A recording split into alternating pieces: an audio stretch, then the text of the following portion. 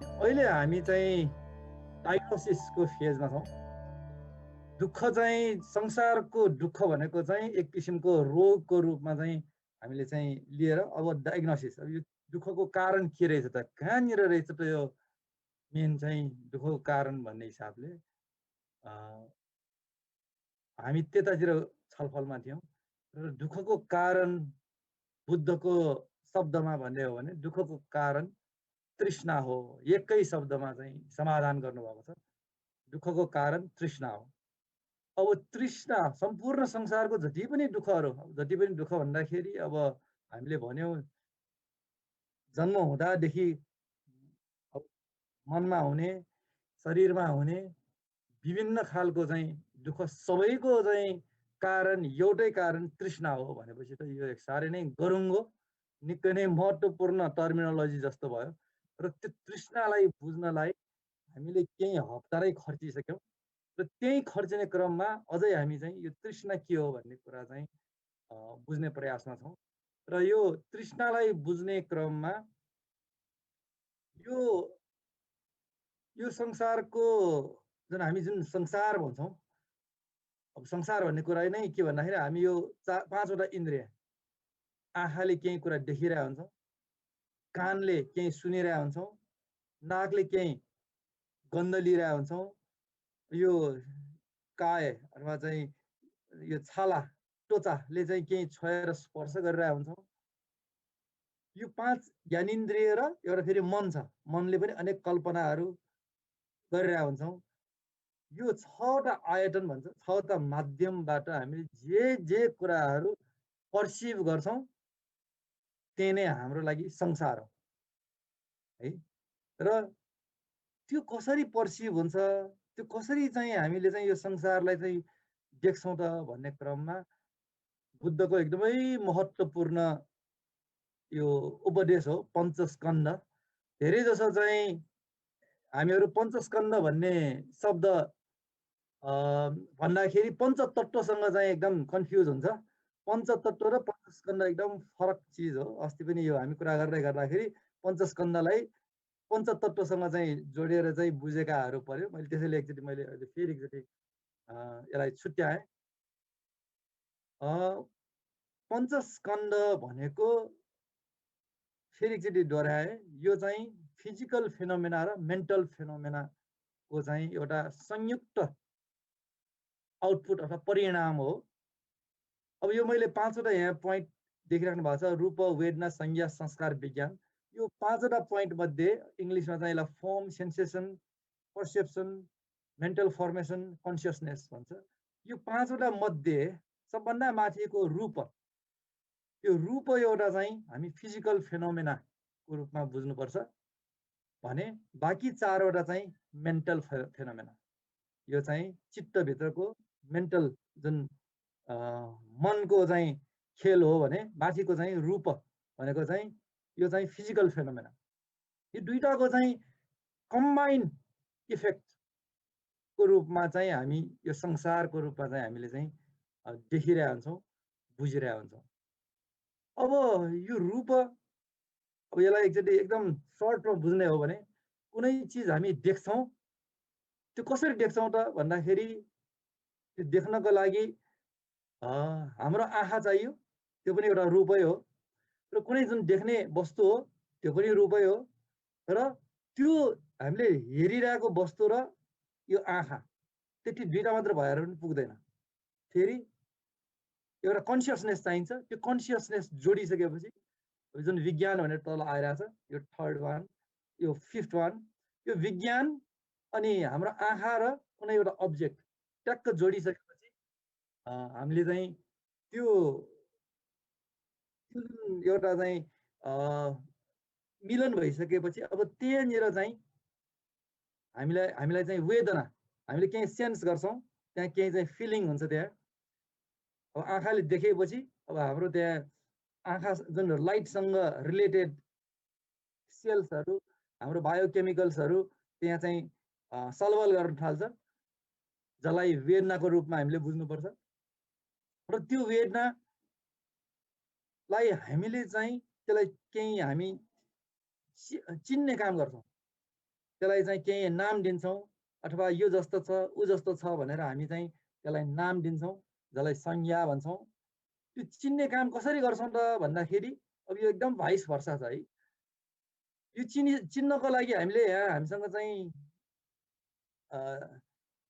हाम्रो मनभित्र चित्तभित्र हामीले चाहिँ रेफरेन्सहरू, पुरानो रेफरेन्सहरू, मेमोरिजहरू चाहिँ संस्कारको रूपमा चाहिँ स्टोर गरेर राखेको छौँ। जति पनि आजभन्दा अघिल्लो दिनदेखिका चाहिँ जति पनि घटना परिघटनाहरू, हामीले विचार गरेका कुराहरू सबै चिज गएर चाहिँ त्यहाँ हाम्रो एउटा चाहिँ हार्ड डिस्क जस्तो है, यो ब्रेनमा एउटा हार्ड डिस्क जस्तो चाहिँ फङ्सन छ। त्यो हार्ड डिस्क जस्तोमा चाहिँ गएर यो संस्कारको रूपमा यसरी बसिरहेको हुन्छ। अब त्यो संस्कारको आधारमा, त्यो चाहिँ रेफरेन्सको आधारमा हामीले चाहिँ संज्ञा गर्छौँ भने हामीले नयाँ नयाँ खालको संज्ञा पनि गर्छौँ र त्यो संज्ञा गरेको फेरि लगेर स्टोर गर्छौँ। सो यो संज्ञा र संस्कार चाहिँ यसरी इन्टर कनेक्टेड हुन्छ कि संज्ञा गर्दै हामी धमाधम स्टोर गर्दै गर्छौँ र त्यो स्टोरेजको आधारलाई लिएर उसले थप संज्ञा गर्दै जान्छ। सो यो प्रोसेस चाहिँ चलि नै राख्छ।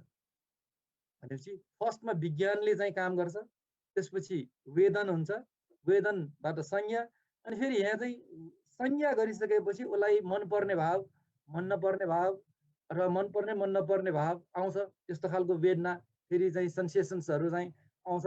सो यो प्रकारले संसारलाई हामीले चाहिँ देखिरहेका हुन्छौँ, संसारलाई अनुभव गरिरहेका हुन्छौँ। यो हुन्जेल संसार छ, यो नभएपछि संसार छैन। भनेपछि संसार भनेकै पञ्चस्कन्धमय छ भनेर हामीले कुरा गरेका थियौँ र बुद्धको एउटा तरिका छ, जे कुरा पनि एनालाइटिकल्ली एउटा चिजलाई चाहिँ हेर्दै जाने र रूप वेदना संज्ञा संस्कारको नेचर कस्तो रहेछ त भनेर चाहिँ एकलाई चाहिँ हेर्दै जाँदाखेरि रूप भनेको त एकदमै अनित्य रहेछ, छिनछिनमा बदलिने। हामीले अस्तिको हप्तामा एटमको चाहिँ स्ट्रक्चर भित्र गएर एटम भनेको के रहेछ त भनेर हेर्दाखेरि हामीले जति पनि संसारमै सबैभन्दा ठोस, सबैभन्दा गह्रौँ, सबैभन्दा साह्रो हामीलाई लाग्ने वस्तुहरू आखिरमा के रहेछ त भन्दाखेरि जस्ट वेभलेट मात्र रहेछ। अब यो फिजिकल साइन्सले, अहिलेको फिजिक्सले पत्ता लगाएको तथ्य हो है। तर हामीलाई त्यस्तो लाग्दैन, हामीलाई त ठोसै लाग्छ, हामीलाई त गह्रौँ नै लाग्छ, हामीलाई त त्यो चाहिँ एकदम चाहिँ सलिड नै लाग्छ, एब्सोल्युट नै लाग्छ है। अब यो सत्य बुद्धले त्यो बेला ध्यान मग्न हुँदै ध्यानबाट सबै प्रकारको रूपहरू अनित्य छन् भनेर चाहिँ त्यसरी चाहिँ पत्ता लगाएको थियो र आफूले त्यो ज्ञानको मार्फत आफू चाहिँ यो सबै यो प्रपञ्च पञ्चस्कन्धबाट हुने जति पनि हामीले अघि भन्दै गर्दाखेरि यो संज्ञा संस्कारले गर्दाखेरि वेदना हुन्छ, दुःख सुख हुन्छ। दुःख भएपछि हामी चाहिँ रुन कराउनेतिर लाग्छौँ, सुख भएपछि हामी फेरि अब मात्तिनेतिर लाग्छौँ। त्यसपछि संसार चाहिँ दुःख भए पनि दुःखै हो, सुख भए पनि दुःखै हो, यस्तो प्रकारको चाहिँ संसार हामीले चाहिँ बनाइरहेछौँ है। अब यहाँ कुरा आयो रूप जति सबै अनित्य हुन्, वेदना संज्ञा संस्कार विज्ञान यो यसको हेऱ्यो भने पनि यी पनि पूर्ण रूपमा अनित्य, इम्पर्मानेन्ट र इम्पर्मानेन्सको चाहिँ हामीले धेरै उदाहरणहरू अस्ति हेऱ्यौँ। अब इम्पर्मानेन्सलाई चाहिँ फेरि रिकल गर्ने हो भने एउटा त हामी ल जन्मिएपछि अब उमेर बढ्दै गएपछि मान्छे परिवर्तन हुँदै हुँदै एक दिन मर्नुपर्छ भन्ने कुरा त हामी स्थूल रूपमा देखिरहेका छौँ। तर भौतिक विज्ञानको चाहिँ एकदम सूक्ष्मतमतिर हेर्ने हो भने हामी त क्षण क्षणमै बदलिरहेको छ, क्षण क्षणमै हाम्रो मृत्यु हुँदो रहेछ, क्षण क्षणमै हामी उत्पत्ति हुँदो रहेछ। र हामीले प्रसङ्ग ल्यायौँ त्रिमूर्तिको, ब्रह्मा विष्णु महेश्वरको जुन प्रिन्सिपल हो, ब्रह्मा सृष्टिकर्ता, विष्णु स्थिति र अर्को महेश्वर भनेको चाहिँ शिव भनेको चाहिँ संहारकर्ता भनेर भन्छौँ। यो उत्पत्ति स्थिति र भङ्गको जुन हामी धर्मशास्त्रहरूमा चाहिँ सुन्छौँ, यो चाहिँ कुनै एउटा लामो पिरियडमा हुने नभइकन क्षण प्रतिक्षण चाहिँ यो हाम्रो जगतमा, हाम्रो शरीरभित्र त्यो पनि त्यही हुन्छ। शरीरभन्दा बाहिरको जगतमा पनि त्यही नै हुन्छ। यसरी चाहिँ यो रूप चाहिँ अनित्य छ, क्षणिक छ र क्षणिक पनि यसरी क्षणिक कि त्यो क्षणिकको चाहिँ कति क्षण भनेर हामीसँग चाहिँ कुनै युनिट छैन त्यसको नाप्ने। त्यो टाइम कति सेकेन्ड भन्दाखेरि कति फ्र्याक्सन अफ सेकेन्ड भन्दाखेरि त्यसको चाहिँ हामीसँग चाहिँ युनिट हुँदैन। किन भन्दाखेरि त्यो चाहिँ कन्टिनम हो भन्छ कि एकदम यति फ्र्याक्सन अफ सेकेन्ड बिचमा चाहिँ त्यो परिवर्तन हुन्छ कि त्यो कन्टिनम त्यो चाहिँ परिवर्तन कन्टिन्युअस भइराख्छ भन्ने खालको चाहिँ यो रूपको बारे हामीले अस्ति कुरा गरेको भन्दा वेदना संज्ञा संस्कार विज्ञान पनि एवं प्रकारले एकदमै क्षण प्रति क्षण चाहिँ परिवर्तन भइरहेको छ। यी त भयो हामीले अस्तिको कुराहरूलाई चाहिँ अलिकति रिकल गरेको भयो। त्यसपछि हामीले कुरा गरेका थियौँ अब यो पञ्चस्कन्ध हाम्रो अब हामी त मेन त प्रब्लम र प्रब्लमबाट समाधानको कुरा गर्ने हो भने यो एउटा मैले किताबबाट चाहिँ उद्धृत गरेको छु। स्वादिष्ट खाना, मनोहर दृश्य, सुगन्धित वासना, मधुर आवाज, मुलायम स्पर्श है। हामी यो यही पाँचवटा चिजको लागि हो जीवनभरि दौडिने भनेको यही पाँचवटा चिजको लागि चाहिँ दौडिरहेको हुन्छौँ र जति प्राप्त गर्छौँ फेरि अर्को थप स्वादिष्ट है। जति स्वादिष्ट खाना खायो त्योभन्दा पनि अझ थप स्वादिष्ट खाना खोज्छौँ। मनोहर दृश्य पनि त्यस्तै हो, वासना पनि त्यस्तै हो, आवाज मधुर आवाज पनि त्यस्तै हो। जति प्राप्त गर्यो अब त्योभन्दा पनि बढी। यो चाहिँ तृष्णाको नेचर चाहिँ त्यो हो। अब हाम्रो अविद्या, हामीले अस्ति भन्यो नि यो तृष्णाको अर्को नाम भनेको अविद्या हो। हाम्रो अविद्या भनेको के हो भन्दाखेरि यहीँनिर हो। हामी चाहिँ यो जुन तृष्णा, खानाको तृष्णा, दृश्य हेर्नेको तृष्णा, सुगन्धित वासनाको तृष्णा, यो तृष्णा मेटाउनलाई हामी कसरी समाधान गरिरहेछौँ? स्वादिष्ट खानाबाट त्यसलाई समाधान गर्न खोजिरहेछौँ। दृश्यको लागि दृश्य हेरेर समाधान गर्न खोजिरहेछौँ। यसरी चाहिँ विषयबाट नै हामीले चाहिँ समाधान गर्न खोजिरहेछौँ। त्यो खोज्नु नै अब हाम्रो चाहिँ अविद्या हो। त्यसरी कहिले नि तृप्त हुँदैन। तृष्णाका विषयहरूबाट तृष्णा कहिले नि तृप्त हुने छैन, हुँदैन भन्ने तथ्य चाहिँ नबुझ्नु, बुझे पनि अङ्गीकार गर्न नसक्नु, आत्मसात गर्न नसक्नु र बिर्सिनु। जब चाहिन्छ त्यो बेला बिर्सिँदै। सबै किताबहरू पढेछ, सबै उपदेशहरू सुनेछ, तर जब मिठो खाना आइपुग्छ त्यो बेला ठ्याक्कै बिर्सिने।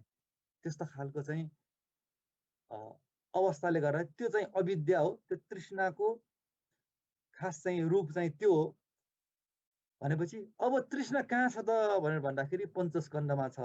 त्यसैले यो पञ्चस्कन्धको चाहिँ एकदमै डोर्याइ सुन्दाखेरि अलिकति चाहिँ बोरिङ जस्तो पनि हुन्छ। तर पञ्चस्कन्ध चाहिँ नबुझिकन हामीले साँच्चै कुरा के पनि रिलेटै गर्न सक्दैनौँ। त्यो भएर किनभने तृष्णाको मेन उद्गम स्थान, तृष्णाको मेन स्थान नै पञ्चस्कन्ध हुने भएको भएर पञ्चस्कन्धलाई बुझ्न अत्यन्त जरुरी भयो। भने फेरि अब तृष्णा अघि भने अविद्या भन्यो, समस्या कहाँ छ? पञ्चस्कन्धमा छ। समस्या कहाँ छ? अविद्यामा छ भने अब समाधान फेरि अन्त खोज्यो भने फेरि गोलमाल हुन्छ। समाधान पनि कहाँ खोज्नु पर्यो? त्यही पञ्चस्कन्धमै छ र त्यो अविद्या जहाँ छ त्यहीँनिर विद्या पनि त्यही नै छ। र मात्र अब कसरी चाहिँ यो त्यसलाई चाहिँ यो तृष्णालाई चाहिँ यो तृष्णाको ठाउँमा प्रज्ञाले रिप्लेस गर्ने भन्ने कुरा मात्रै हो। र यो टेक्निक चाहिँ बुद्धले देखाइदिएको छ र सिकाइदिएको छ, जुन चाहिँ हामी चौथो आर्य सत्यमा यसको चाहिँ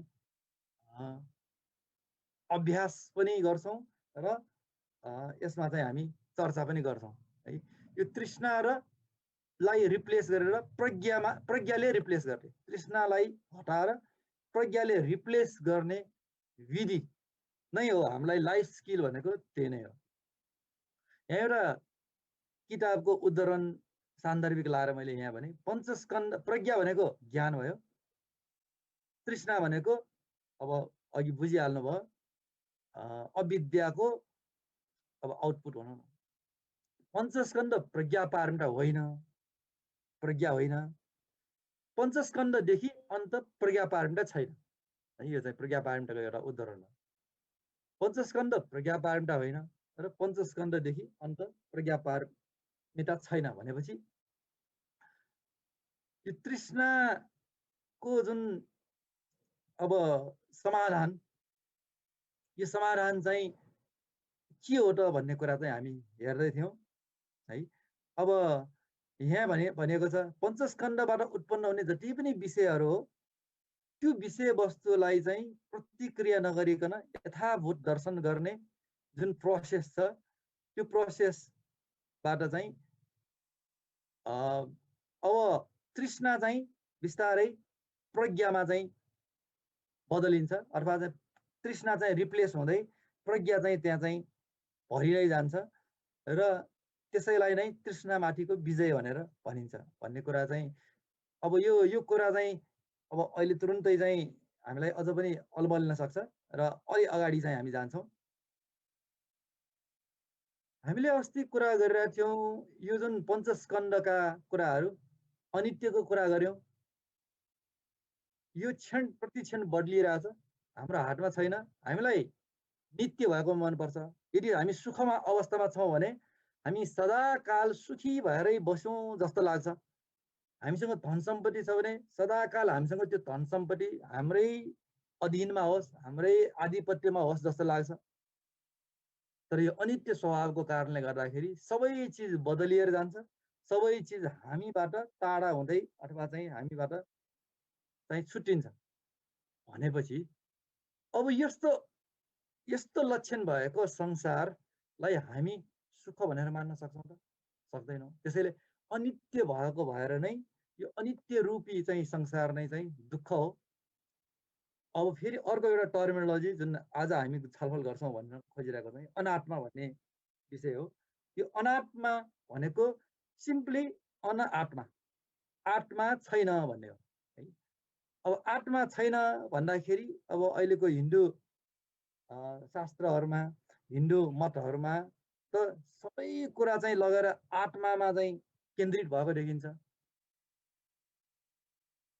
यहाँले चाहिँ हिन्दू शास्त्रहरू हेर्नुभयो भने सबै चिज आत्मालाई दर्शन गर्ने, आत्मालाई चाहिँ पुज्ने अथवा आत्मा नै हो सर्वश्रेष्ठ भनेर चाहिँ हामी गरिरहेका हुन्छौँ। र बुद्धले अनात्मा भन्दाखेरि एकदम आत्माको प्रतिपक्षको रूपमा चाहिँ बुद्ध चाहिँ त्यहाँ चाहिँ उभिएको जस्तो देखिन्छ है। र त्यो कारणले गर्दाखेरि पनि धेरै चाहिँ हिन्दूहरूलाई चाहिँ बुद्धको उपदेश चाहिँ एलर्जिक लाग्छ। किन भन्दाखेरि बुद्धले त अनात्माको कुरा गर्छ, हामी त आत्मावादी हौँ, हामी त आत्माको कुरा गर्छौँ। बुद्ध त त्यसैले धेरैवटा ग्रन्थहरूमा बुद्धलाई चाहिँ दानवको रूपमा चाहिँ प्रस्तुत गरिएको छ र दानव धर्मको रूपमा चाहिँ प्रस्तुत गरिएको पनि छ है। तर हामी चाहिँ अब स्वतन्त्र चिन्तनको रूपमा हेर्दाखेरि हिन्दू दर्शनहरूमा आत्मालाई कसरी प्रस्तुत गरिएको छ, अनात्मालाई बुद्धको दर्शनमा कसरी प्रस्तुत गरिएको छ, एकदम स्वतन्त्र चिन्तकको रूपमा चाहिँ हेर्दै गयौँ भने है अब त्यहाँ त्यसका उद्देश्यहरू, त्यसका चाहिँ डिटेल्सहरूमा नगएसम्म नभए चाहिँ यो दुईवटा पार्टी जस्तै मात्रै रहने हुन्छ। त्यसैले अनात्मालाई बुझ्नको लागि मैले के कुराहरू यहाँ राख्नै पर्ने हुन्छ र त्यो बुझेपछि अब तपाईँलाई हिन्दू शास्त्रमा भएको चाहिँ आत्मा र यहाँ भनेको अनात्माको अथवा चाहिँ बुद्धले प्रयोग गरेको आत्माको चाहिँ अर्थहरूको चाहिँ आफै चाहिँ तपाईँले चिन्तन मनन गर्नुपर्ने हुन्छ। अब यहाँ अनात्माको चाहिँ कुरा गर्दाखेरि जस्तै एउटा कुरा चाहिँ यहाँ एउटा उपमा दिइन्छ, यो धेरै पपुलर उपमा हो। अब यसको लागि चाहिँ मैले अलिकति अन्तर्क्रियात्मक हिसाबले चाहिँ जानुपर्छ। यो एउटा उपमामा अब सहभागी हुनको लागि एकजना भोलिन्टियर मलाई रामगोपाल हुन्छ। हेलो रामगोपालजी, माइक अन गर्नुहोस् त। के हो यो? अब यसलाई चाहिँ अब रथ भनौँ न। रथ भनौँ होइन? हजुर, मैले पनि त्यही नै भन्छु होला है, सबैले नै त्यही नै भन्नुहुन्छ होला। यसमा चाहिँ द्विमतै भएन। अब यहाँ कुरो के आयो भन्दाखेरि म भन्छु तपाईलाई रथ देखाउनुस् न हैन यो रथ चाहिँ के मलाई एकचोटि देखाइदिनु भनेर चाहिँ मैले भने अब तपाईले रथ चाहिँ यसो औँलाले देखाउन सक्नुहुन्छ यही नै हो रथ भनेर चाहिँ देखाउन सक्नुहुन्छ है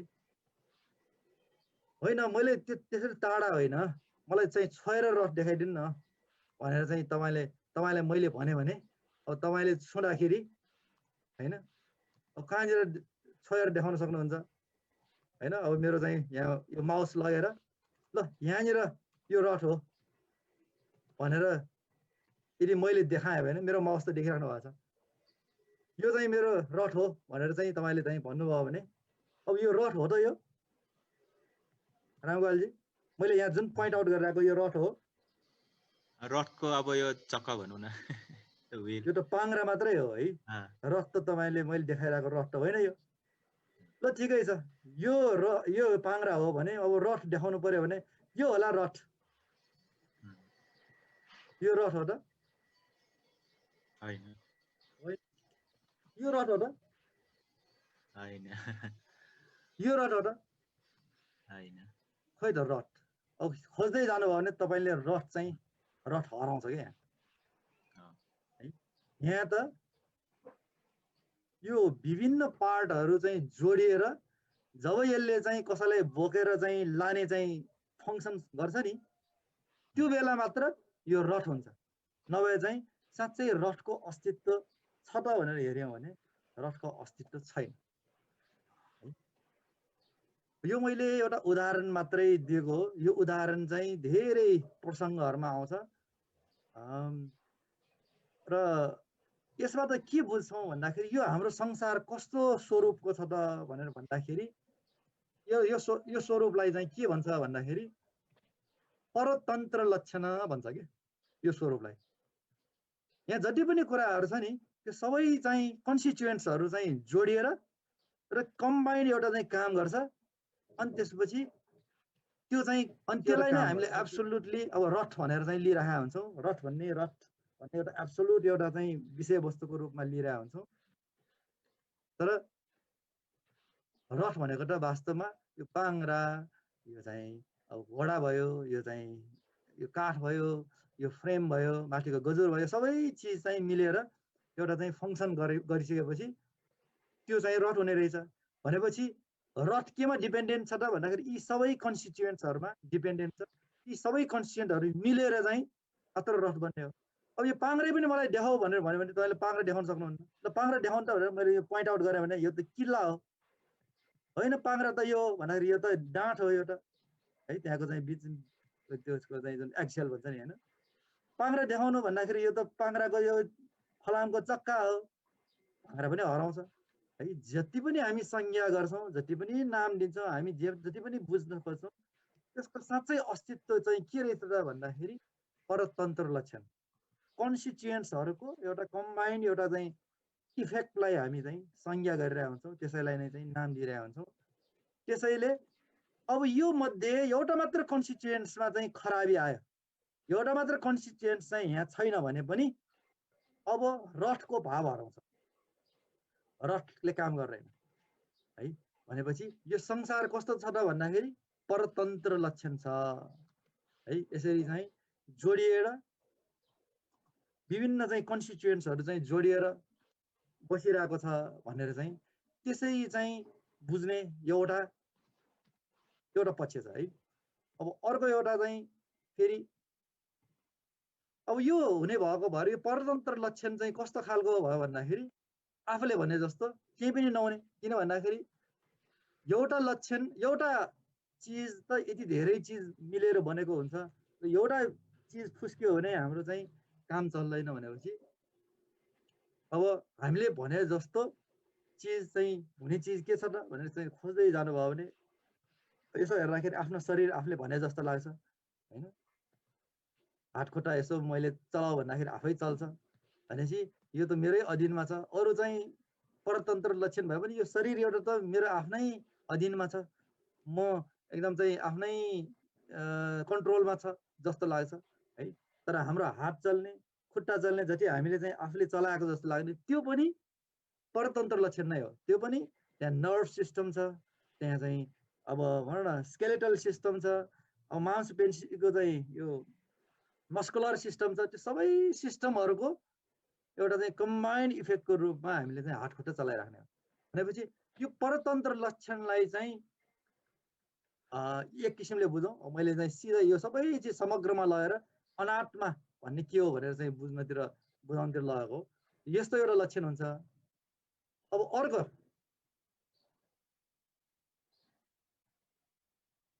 यो अर्को एउटा उदाहरणबाट हामी चाहिँ यसलाई अझ स्पष्ट रूपमा बुझ्न प्रयास गरौँ है। यसमा एकजना भोलिन्टियर पार्टिसिपेट हुनु पर्यो। कसैले माइक बैरी डाक्टर साहबले नै एकचोटि माइक अन गर्नु त्यसो। हजुर हजुर ल डाक्टर साहबले अलिकति यसमा कन्ट्रिब्युट गर्नु पर्यो है। यहाँले यो के देखिराख्नु भएको छ? यहाँ दृश्यमा चाहिँ नि यो वनमा दडेलो लागेको दृश्य देखिरहेछ। हो, आगो चाहिँ कहाँ लागेको छ? आगो तल घाँसमा र कुनै रुखहरूमा। हो, आगो चाहिँ कुनै घाँसमा लागिरहेछ, जङ्गलभित्र लागिरहेछ है। अब म तपाईँलाई चाहिँ खण्डन गर्नु पर्दाखेरि यो आगो कहीँ लागेको छैन, यो त कम्प्युटरको स्क्रिनभित्र आइरहेछ भनेर भन्यो भने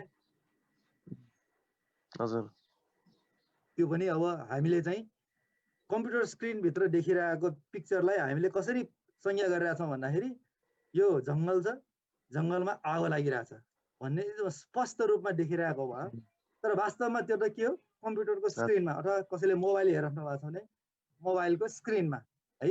अब यो भन्दाखेरि त्यो अघिको कुरा चाहिँ अब असत्य हुन गयो होइन। डाक्टर साहबले अघि भन्नुभएको कुरा असत्य भयो। यसमा जुन स्क्रिनमा छ भन्दाखेरि त्यो चाहिँ सत्य जस्तो देखियो है। तर त्यो पनि आंशिक सत्य मात्रै हो है। अब हामीले यो कहाँ देखिरहेछौँ त भन्दाखेरि स्क्रिनमै देखिरहेको हो त भन्ने चाहिँ अब यो फेरि प्रश्न भयो कि अब यसको लागि चाहिँ हामी फेरि फिजिक्स बायोलोजीमै जानुपर्ने हुन्छ कि यो फिजिक्स बायोलोजीमा नगएसम्म यो धर्मलाई बुझ्न असम्भवै छ है।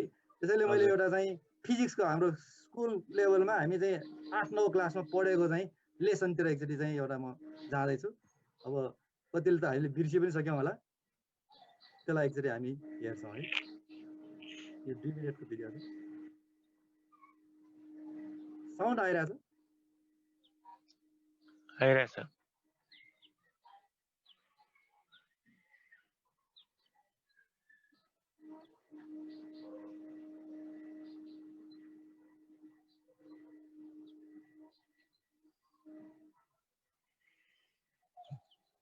हामीलाई लाइट चाहिन्छ अनि आँखा चाहिन्छ। आँखाबाट चाहिँ लाइट गएर रेटिनामा जान्छ। रेटिनामा चाहिँ 2 प्रकारको चाहिँ सेल्सहरू हुन्छ। एउटा कोन सेल्स भन्ने हुन्छ। कोन सेल्सले चाहिँ यो कलर चाहिँ चिन्ने काम गर्छ। टिन्टल वेभलेन्थको चाहिँ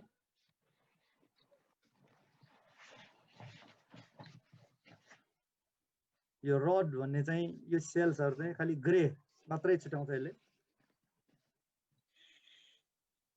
राति चाहिँ यसले बढी एक्टिभ काम गर्छ।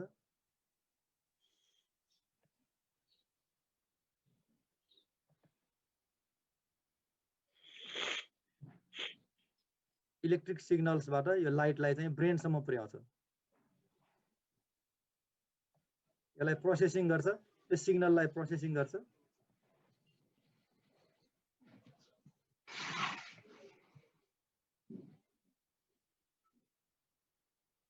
नर्भ सेल्सको थ्रु चाहिँ लग ब्रेनसम्म पुर्याउँछ।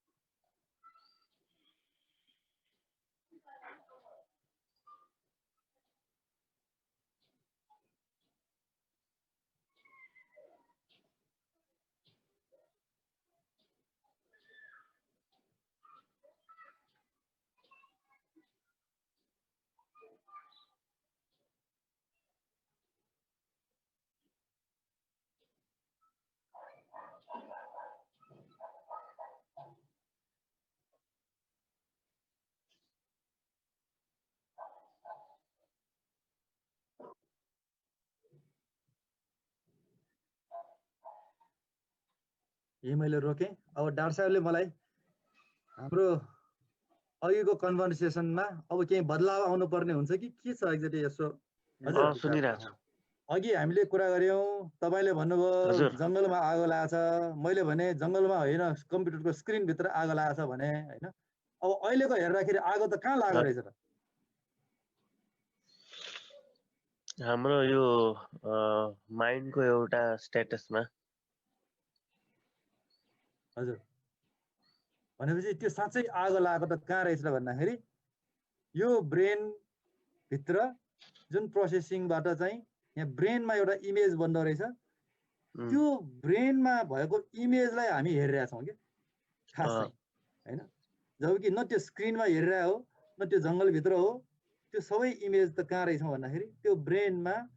त्यो ब्रेनको कामै के हो भन्दाखेरि त्यसरी कल्पनाहरू बनाउने है। त्यो भएर हामीलाई जति पनि हामी संसारमा देख्छौँ हामीलाई लाग्छ पहाड हिमाल सूर्य चन्द्र सबै चिज चाहिँ हाम्रो आफन्त अगाडि पछाडि सबै जति पनि देख्छौँ हामीले हेर्दाखेरि के लाग्छ हामीलाई भन्दाखेरि यिनीहरू उनीहरू ऊ भनेर लाग्छ है। तर त्यो देखेका सबै चाहिँ आखिर चाहिँ हाम्रो के ब्रेन भित्र चाहिँ आएको इमेजलाई चाहिँ हामीले देखिरहेको हुन्छ है। अब यो कुरालाई ल्याएर बुद्ध शिक्षामा एउटा टर्मिनोलोजी छ। यो संसार कस्तो खालको लक्षणको छ त भनेर भन्दाखेरि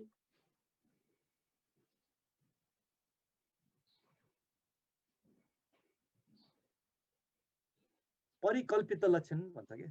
जति पनि यो संसार हो यो सबै परिकल्पना कल्पना मात्रै हो।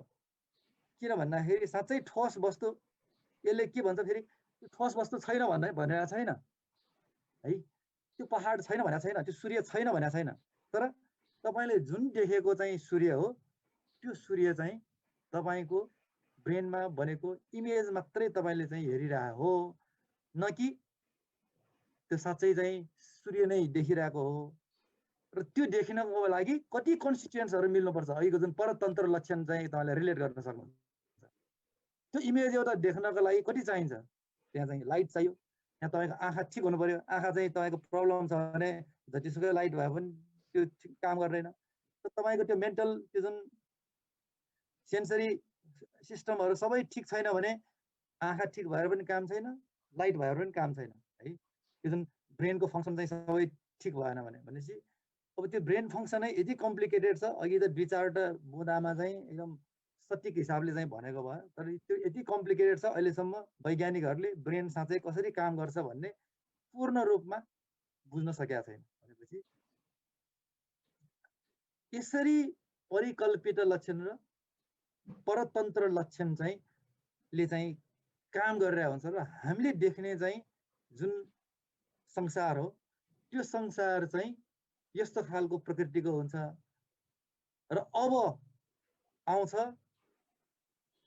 आत्माको कुरा। आत्मा भन्ने को लिटरल मिनिङ भनेको हामी आत्मा भन्छ नि, आत्मा भनेको म भनेको त्यसलाई इगो भनेर बुझ्नुहोस् हैन।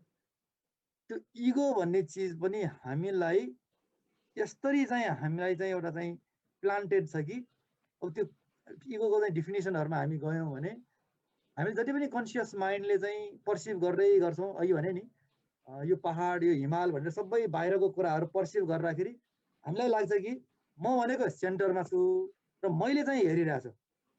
यसलाई चाहिँ हाम्रो हिन्दू शास्त्रहरुमा पनि आउँछ द्रष्टा भाव। यो फर्स्टमा चाहिँ कर्ता भाव भन्छ, मैले यो गरेको भन्ने खालको चाहिँ भाव। अर्को चाहिँ द्रष्टा भाव, मैले हेरिरहेको छु, म हेर्ने हो, अरु चाहिँ दृश्य हो भन्ने खालको चाहिँ कुरा आउँछ है। र यो हेर्ने र दृश्यको जुन बीचको दूरी छ नि, त्यो दूरी चाहिँ आत्मा र अब अरु विषय वस्तु भयो।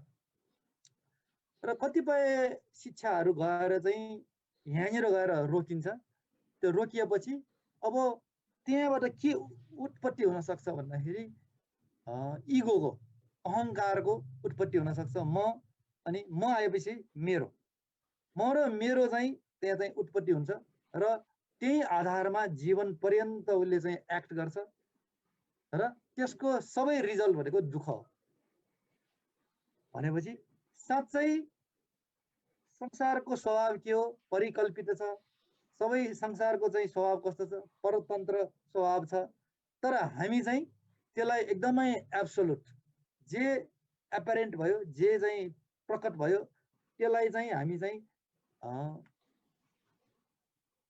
देख्छौँ अथवा चाहिँ त्यसलाई नै चाहिँ हामी संज्ञा गर्छौँ त्यसैलाई नै हामी एब्सोल्युट मान्छौँ र त्यसलाई चाहिँ अनि मनपर्ने भाव र मन नपर्ने भावबाट चाहिँ त्यसलाई चाहिँ च्याप्छौँ है अब यहाँ की पोइन्ट कहाँ गएर गयो भन्दाखेरि यो इगो जुन बुझाइ हो इगो भन्ने एउटा एब्सोल्युट छ है सबै चिज चाहिँ मिथ्या हो त्यहाँ चाहिँ एउटा आत्मा भन्ने छ भन्ने खालको त्यो आत्मालाई खास हिन्दू शास्त्रहरूमा अर्कै इगो हटाउनको लागि चाहिँ डिभाइड गरेर बनाएको खास चाहिँ भन्यो भने जसले हिन्दू शास्त्रहरू लेखे उहाँहरू पनि इगोबाट नै प्रब्लम हुन्छ भन्नको लागि नै उहाँले यो उहाँहरूले त्यो आत्माको चाहिँ कन्सेप्टहरू ल्याएको है आत्मा र परमात्माको जति पनि कन्सेप्ट हो त्यो इगोलाई हटाउनको लागि हो है तर लिने मान्छेहरूले चाहिँ अब एकदम साँच्चै नै चाहिँ राइट पाथमा परेकाहरूले त्यही आत्मा र परमात्माको ज्ञानबाटै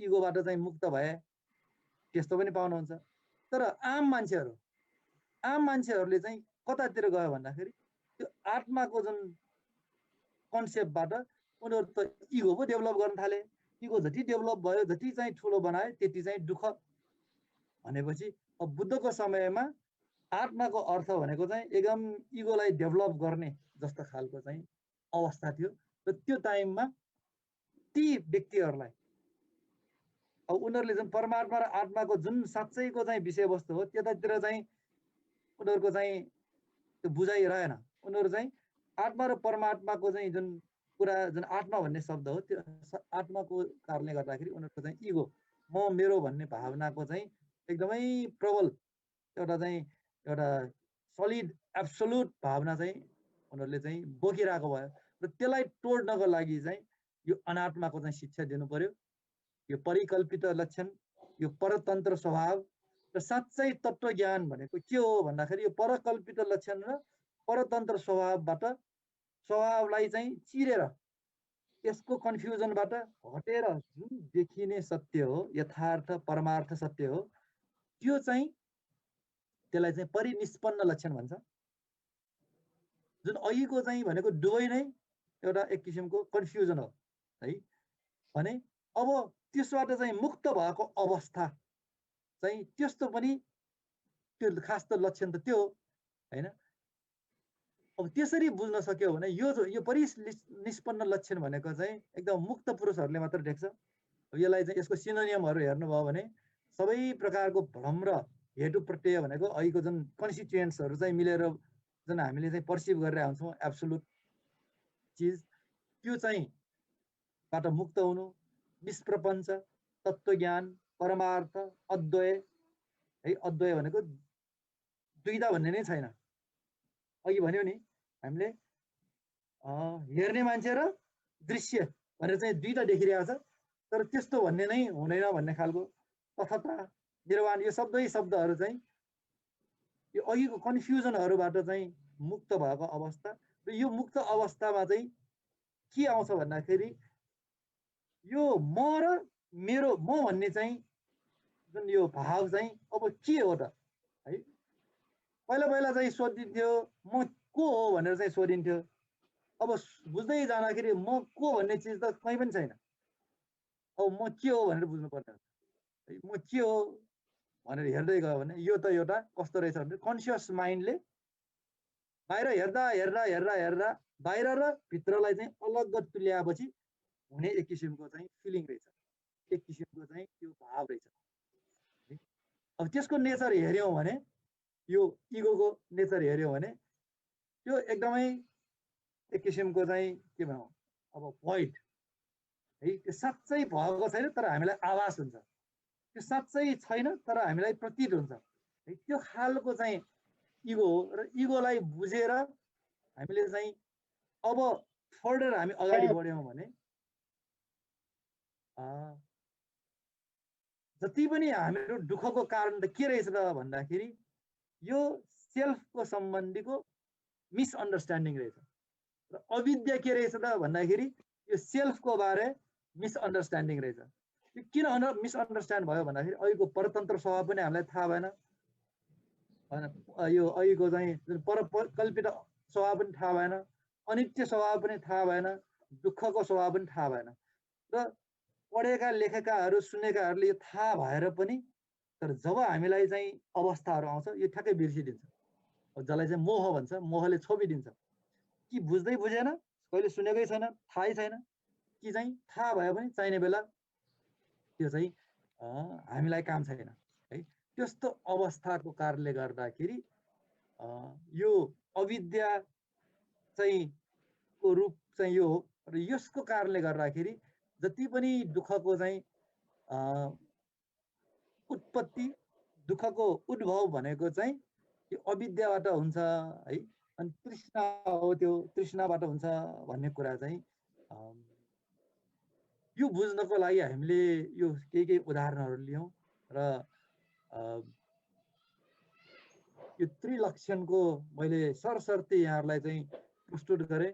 अनित्य, दुःख, अनात्मा यो त्रिलक्षण हो। यो अन्तिम सत्य अथवा चाहिँ यो चाहिँ एकदम फन्डामेन्टल, यो एब्सोल्युट यदि कुनै ट्रुथ छ भने एउटा चाहिँ छ कि एब्सोल्युट ट्रुथ संसारमा के छ त भन्दाखेरि केही चिज पनि एब्सोल्युट छैन भन्ने ट्रुथ नै एब्सोल्युट ट्रुथ हो भनेर चाहिँ त्यसरी चाहिँ व्याख्या गरिएको छ है। अब यो अहिलेको जुन अनित्य, दुःख, अनात्मा भन्ने चाहिँ जुन सत्य हो त्यो सत्य चाहिँ अल्टिमेट ट्रुथ हो र त्यसलाई बुझ्दाखेरि विद्या हो, त्यसलाई बुझेन भने अविद्या हो। अविद्या तृष्णा हो, अविद्या नै तृष्णाको चाहिँ उपज हो। अविद्या गर्दाखेरि हामी चाहिँ सबै दुःखको चाहिँ भुमरीमा चाहिँ पर्ने हो र यसलाई बुझ्दाखेरि दुःखबाट मुक्ति हो, दुःखबाट निस्किन सक्छ र यसको चाहिँ प्रोसेसको के हो त भन्ने कुरा हामी चौथो आर्य सत्यमा चाहिँ जान्छौँ। यो तृष्णाबाट हामी प्रज्ञामा कसरी जाने, अविद्याबाट विद्यातिर कसरी जाने र हामी अन्धकारबाट उज्यालोतिर कसरी जाने भन्ने चाहिँ मेथडको कुराहरू हामी चौथो आर्य सत्यमा जान्छौँ। अहिले हामी दोस्रो आर्य सत्यमा यति धेरै लामो डिस्कसन गर्नुपर्ने कारण के हो भन्दाखेरि झन्डै हामीले 4 हप्ता जति चाहिँ यसमा नै खर्च्यौँ। किन भन्दाखेरि अब डाक्टर साहबहरूको पनि यहाँ हुन्छ, सबैभन्दा च्यालेन्ज भनेकै डायग्नोसिस हो हैन योगेश डाक्टर साहब? एकचोटि आफ्नो हजुरको अनुभव पनि सबैभन्दा च्यालेन्ज भनेको डायग्नोसिस हो र डायग्नोसिस भइसकेपछि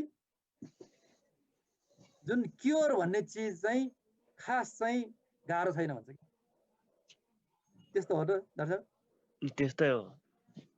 अझ साँच्चै भन्यो भने क्योर गर्ने काममा डाक्टरको रोलै हुँदैन, त्यति पनि भनेछ। त्यो पनि सत्य हो। त्यो पनि सत्य हो, तर त्यसमा क्योरमा 25% मात्रै डाक्टरको रोल हुन्छ। हजुर, मैले पढेको एउटा साहित्यमा के भनेछ भन्दाखेरि हजुर डाक्टरको रोल क्योरमा 0 हुन्छ। डाक्टरको रोल भने के हो भन्दाखेरि डायग्नोसिस गर्ने र त्यो जुन अघिको हेतु प्रत्ययहरू जति पनि कन्डिसन्सहरू त्यसलाई व्यवस्थापन गर्ने काम चाहिँ डाक्टरको हो। क्योर चाहिँ प्रकृति र शरीर आफैले नै गर्ने हो र आफ्नै प्रोसेसले गर्ने हो।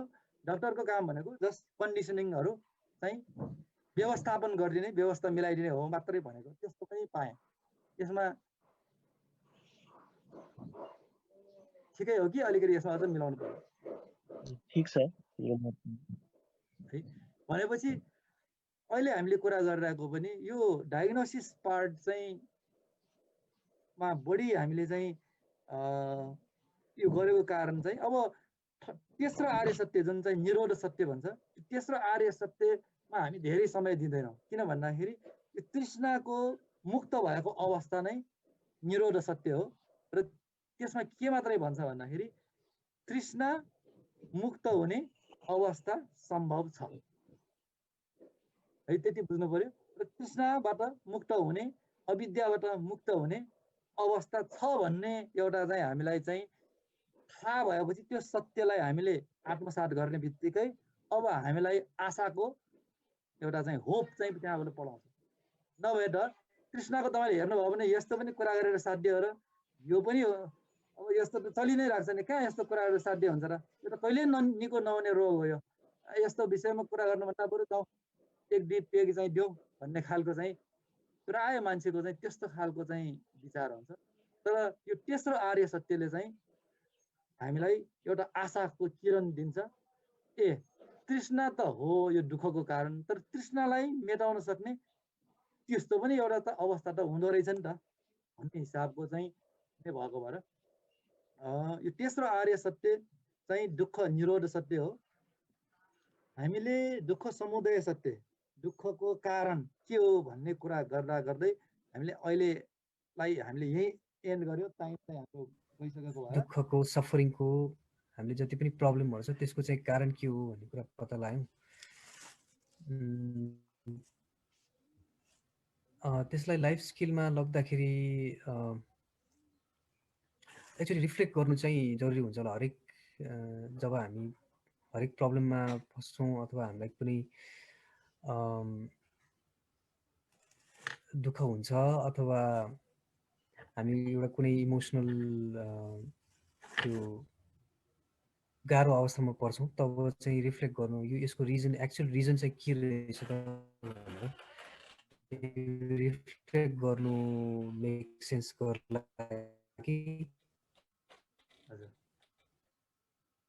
अनिसले एकदमै राइट पोइन्ट चाहिँ उठाउनु भयो। हामी जीवनमा 24 घण्टामा भनौँ न कहिले हाम्रो उतार चढाव चलिरहेको छ, कहिले खुसी हुन्छौँ, कहिले दुःखी हुन्छौँ, विभिन्न इमोसनल स्टेटहरू भइरहेको हुन्छ।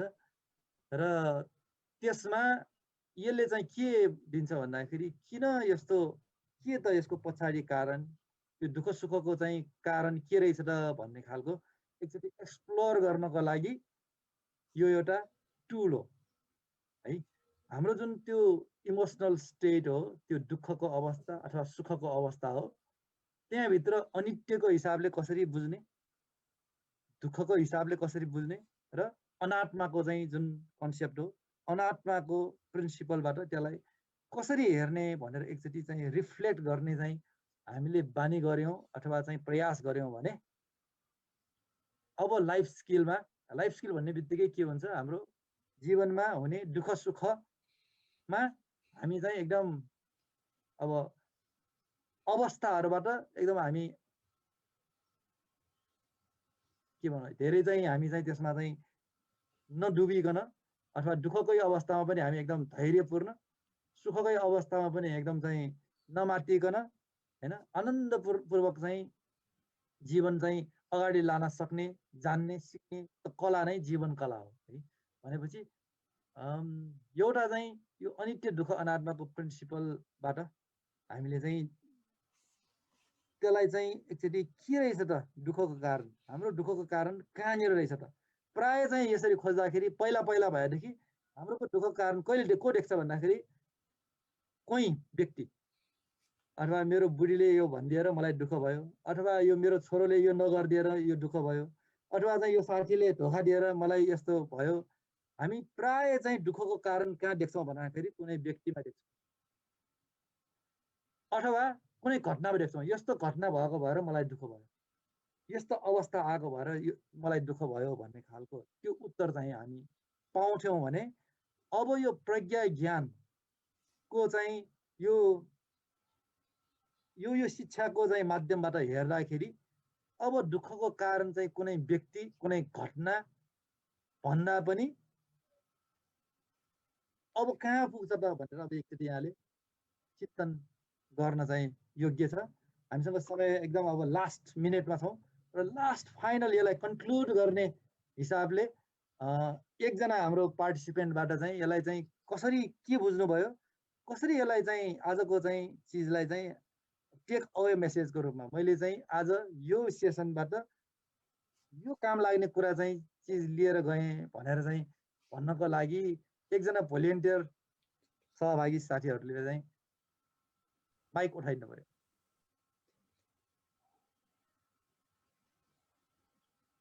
हजुर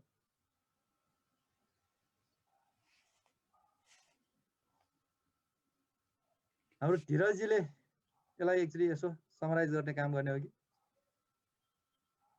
के कहो मेसेजको रूपमा?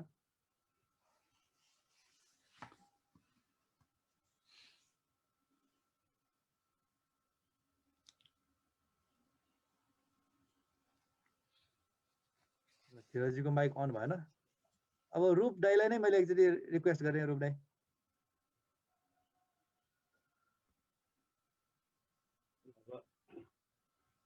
मैले के भन्नु हुन त सुने आएकै कुरा हो, धेरै पटक सुनिसकेको तर सुने पनि अब आजको जुन ज्ञान टेक्निक धेरै राम्रो लाग्यो।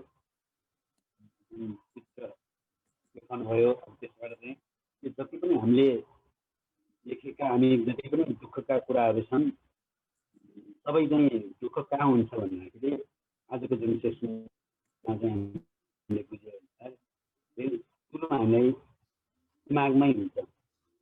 हामी अब अघि जुन जङ्गल देखाउनु भयो, जङ्गलमा आगो लागि देखाउनु भयो अडिलो, अब त्यो सबै अब हुन त फोटोमा हो, फोटो भयो भने त्यो त अब साँच्चैकै फोटोलाई खिचेकै हो, त्यो जुन जङ्गलमै खिचेको। तैपनि अब हामीले चाहिँ जुन अब त्यो जुन स्क्रिनमा देखेको हो भने यो त अब जङ्गलमा त होइन, स्क्रिनको भन्नुभयो।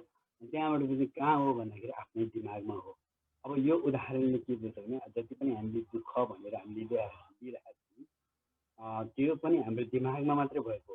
अब त्यसलाई सुधार्नलाई अब सत्र आदि सत्य कुरामा पनि अब त्यही दुःख छ। कहाँ दुःख भन्दाखेरि आफ्नो दिमागमा दुःख, आफैमा दुःख भयो। अब त्यो दुःख भएको कारण पनि रहेछ भने पनि बुझ्यो होइन, दुःखको कारण छ। अब त्यो दुःख निवारणको बाटो पनि छ। अब दुःख निवारणको बाटो पनि छ, तर त्यो दुःख निवारणको बाटोलाई अब हामी चाहिँ त्यो बाटोमा हामीले अब सुधार्नको लागि गयो भने हामी चाहिँ यो दुःख निरोध हुन्छ भन्ने ज्ञान प्रक्रियामा जुन दिनुभएको हुन्छ त्यो धेरै राम्रो लाग्यो। अब यसलाई चाहिँ मेन कुरा यो त ज्ञानले मात्रै थाहा भएर भएन, अब यो अभ्यास नै गर्ने हो। अब अहिले ज्ञानजीले जुन अभ्यास पनि गराउँछु भन्नुभएछ, अब त्यो अभ्यासको प्रक्रिया चाहिँ अब कस्तो हुन्छ त्यो अब अर्को। हजुर धन्यवाद रूप दाई। रूप दाईको स्वर अलिकति सानो छ तैपनि यही कुरा चाहिँ यही हो। हजुर चाहिँ रूप दाईको स्वर अलिक सानो भयो तैपनि कुरा क्लियर नै छ। रूप दाईले जुन भन्नुभएको कसैको आधारमा दुःखको चाहिँ कारण हामीले चाहिँ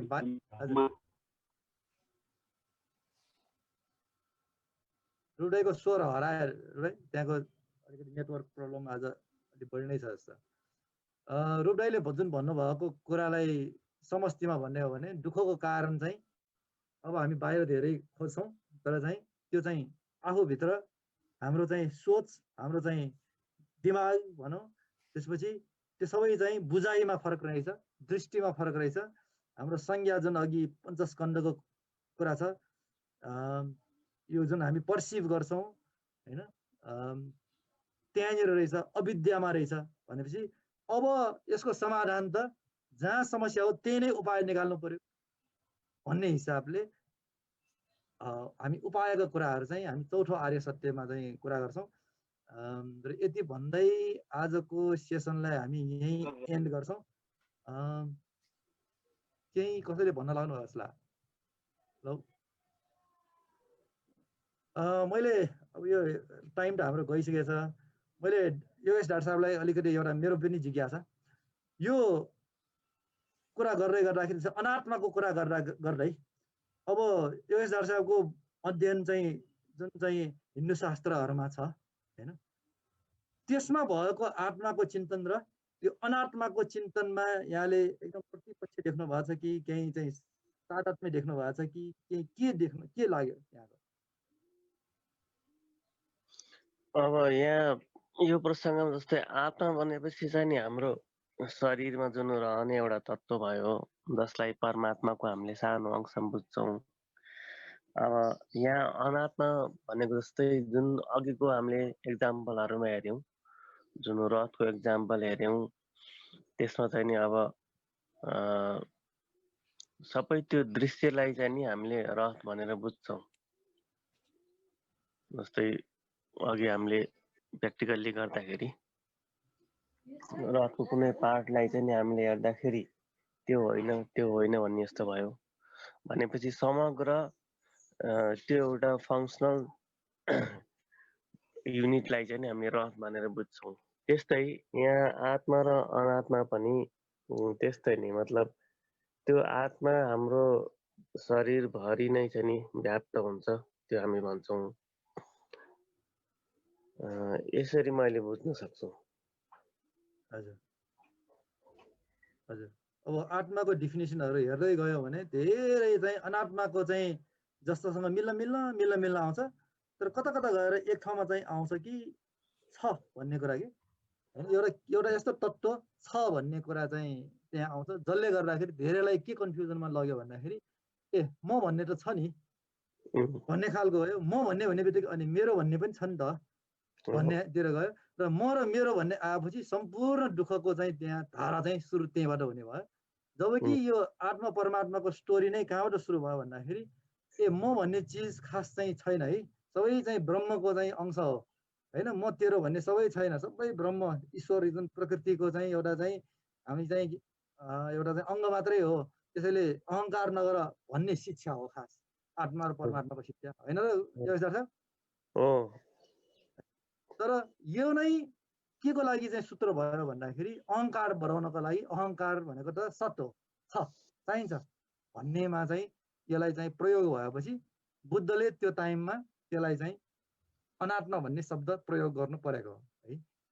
त्यो हिसाबले बुझौँ र यति भन्दै अब समय चाहिँ को पाबन्दीलाई हेर्दै आज हाम्रो सेसन चाहिँ यहीँ एन्ड गर्छौँ। सबैलाई धन्यवाद, पार्टिसिपेट भएकोमा सबै साथीहरूलाई धेरै धन्यवाद। अब नेक्स्ट सेसनमा चाहिँ यो तेस्रो आर्य सत्यमा थोरै छोएर चौथो आर्य सत्यको चाहिँ प्रवेश गर्छौँ र यो चाहिँ मोर प्र्याक्टिकल हुन्छ, साँच्चै लाइफ स्किलमा। अब बुद्ध शिक्षाको चाहिँ बुद्धवादको चाहिँ साँच्चै प्रायोगिक किसिमको चाहिँ अहिले हामी जति पनि हेऱ्यौँ यो चाहिँ तत्त्वज्ञान के हो, सत्य के हो भन्ने कुराहरू हामीले अहिले हेऱ्यौँ, तर अब यसलाई चाहिँ कसरी हामी चाहिँ जीवनमा चाहिँ उतार्ने भन्ने चाहिँ प्रेस्क्रिप्सन चाहिँ अब यो चौथो आर्य सत्य हो। त्यसको लागि चाहिँ यहाँहरू चाहिँ अर्को सेसनमा पनि उपस्थित हुनुहुन्छ र सहभागी हुनुहुन्छ भन्ने चाहिँ भरोसा लिँदै सबैलाई धन्यवाद दिँदै आजको सेसन यही एन्ड गर्छौँ।